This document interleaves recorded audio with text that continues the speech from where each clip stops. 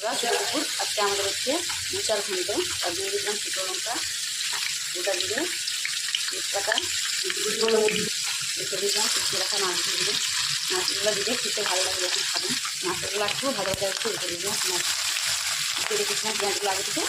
এখানে মোচাটা আগে থেকে কেটে নুন হলুদ জলে চিবিয়ে রেখেছিলাম। তারপর নুন জল থেকে ছেঁকে তাকে সেদ্ধ করতে বসিয়েছিলাম আলু দিয়ে, ছোলা দিয়ে।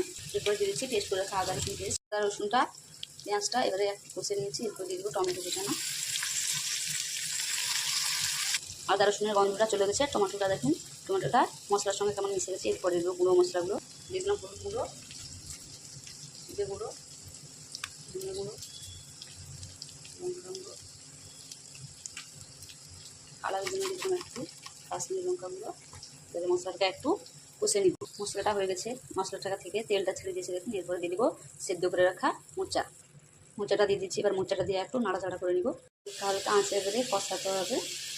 হয়ে গেছে, নামিয়ে নিয়েছি। এরপরে দিয়ে দিব একটু গরম মশলা দিচ্ছি, একটু তার উপরে গুঁড়ো গরম মশলা।